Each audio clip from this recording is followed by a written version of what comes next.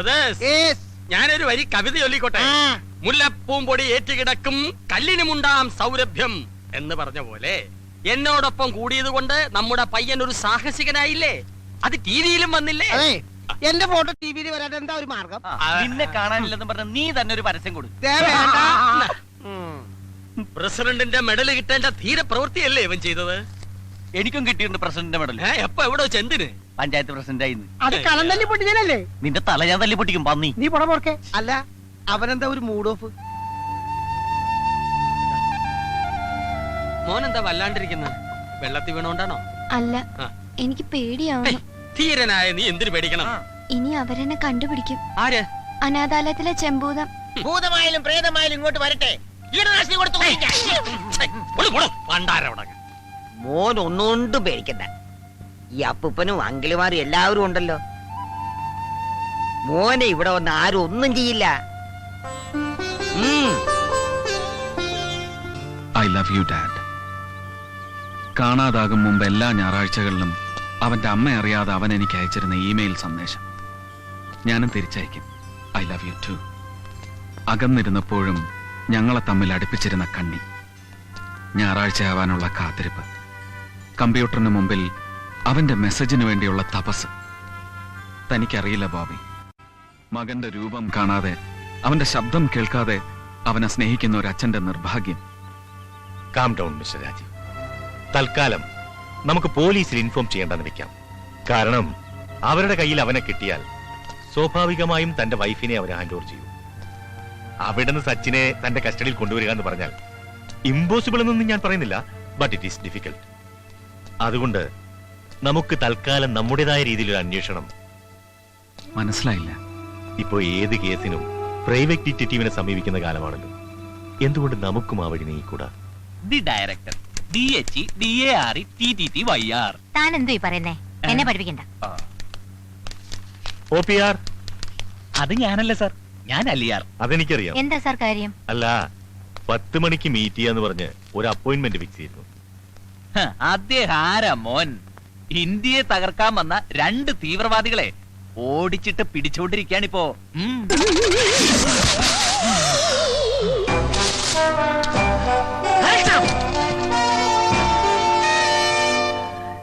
ഇച്ചോക്കിനെ വെട്ടിച്ച് നീ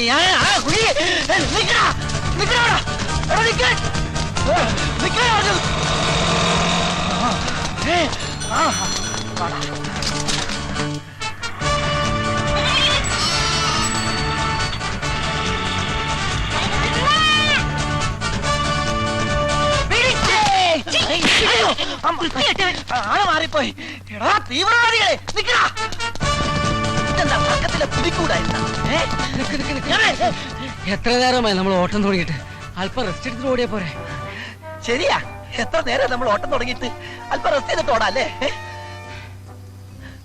അതിരിക്കട്ടെ, എവിടെ നിങ്ങളുടെ വീട്? ബോംബെയില്. ബോംബെയിലാ? ബോംബെയിൽ ഞാൻ കുറച്ചാളുണ്ടായിരുന്നു 1983-ല്.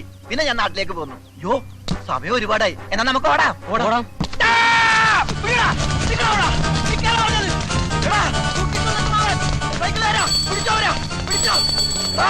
എന്നിട്ട് ഓടിക്കരുത്. ഒരു വണ്ടി ഒന്നുമില്ലേ?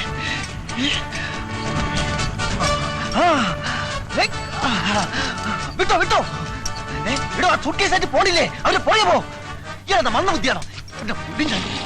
പോകല്ലേ, പോ പോ. ജോലിയിൽ പോണ പോലെ പോട്ടെ.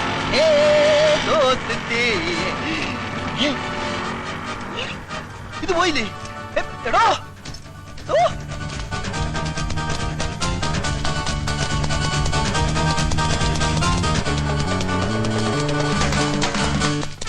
ഈ OPR ഇച്ചോക്കിന് കീഴടങ്ങുന്നതാണ് നല്ലത്. നിൽക്കാൻ മിസ്സിംഗ്,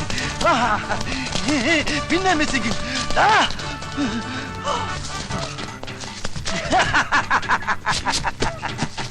ഓഹോ, കയറ് മാറ്റി പേടിപ്പിക്കുന്നോ? എടാ, ഈ ഡിറ്റക്റ്റീവിന് കയറൊരു പ്രശ്നമല്ലടാ. നീ കണ്ടോ എന്റെ അമ്മ തെങ്ങ് കെട്ടല്ലേ? അയ്യോ കെട്ടല്ലേ. എടാ എടാ, ശ്വാസം മുട്ടത്. ആട്ടച്ചാക്കി ചെറുക്കോളാം. വലിയ കെട്ടല്ലേ? എടാ വിടാ. എടാ കെട്ടഴിച്ചിട്ട് പോടാ. അയ്യോ എടാ കെട്ടല്ലേ. നോക്കുള്ളപ്പോഴാണോ കയറ്?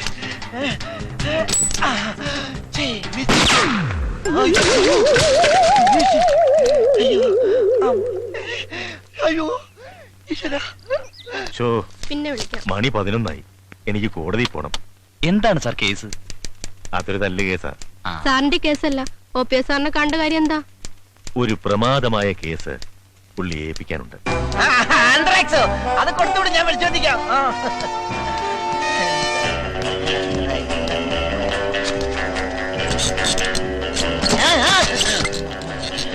അയ്യോ, good morning mister hello mister Bobby Varghese. Stand up. Left hand right hand seat ആണോ? ഇരിക്കൂ, ഇരുന്ന് സംസാരിക്കാം. രാവിലെ എന്തായിരുന്നു? വെള്ളയപ്പം മോട്ടർ റോസ്റ്റും. അതല്ല, രാവിലെ വലിയ ബിസി.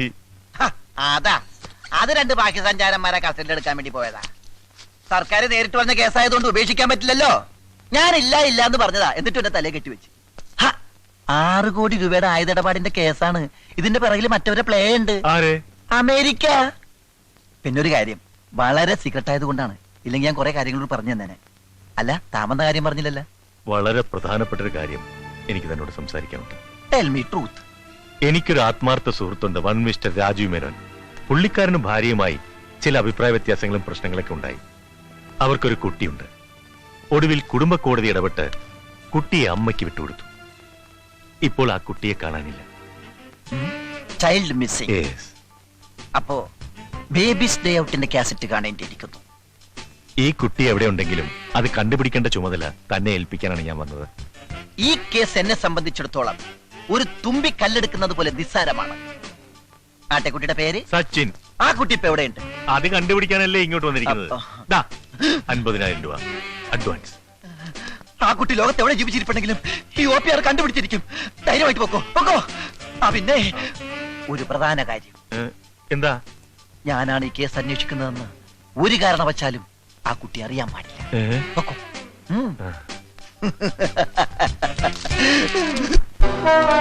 അപ്പോ നീ പറഞ്ഞാലും നിന്റെ മോൾ അനുസരിക്കില്ലെന്നാണോ? ഞാൻ ആവുന്നതും പറഞ്ഞു നോക്കി അച്ഛ. മോളെ, ഇങ്ങനെ കുടുംബത്തിൽ അപമാനം ഉണ്ടാക്കുന്നതിലും നല്ലത് വല്ല ട്രെയിനിലും തലവെച്ച് ചാകുന്നതാ. അയ്യോ അച്ഛ. ഹലോ, എന്റെ ഓഫീസല്ലേ? ആ കുട്ടിയുടെ അമ്മയും അപ്പൂപ്പനും തീവണ്ടിക്ക് തലവെക്കും.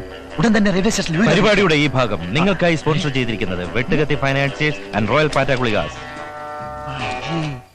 TV സീരിയലായിരുന്നു ഞാൻ.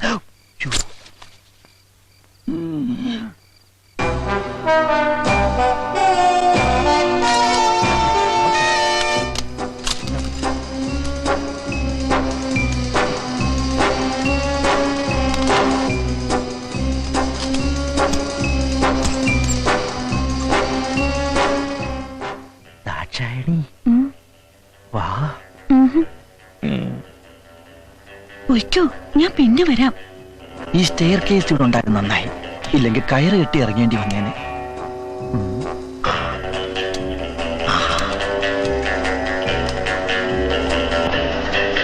ഇതായിരിക്കും ആ പയ്യന്റെ ബെഡ്റൂം, അതായത് കിടക്കമുറി. അയ്യേ, കിടക്കമുറിയാണ്.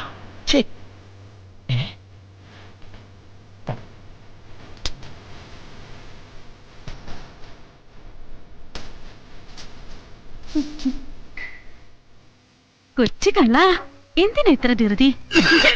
അയ്യോ, മുതലാളി ചുമക്കുന്നു. ഉണന്നെന്നാ തോന്നേ.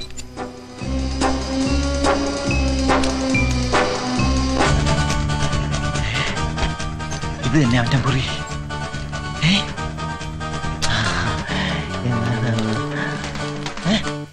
ബാലരാമ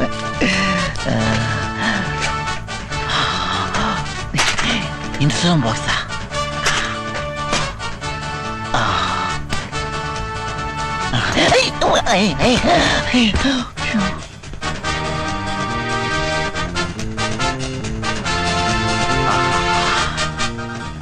ഇത് തന്നെയാണ് സച്ചിന്റെ ഡ്രസ്.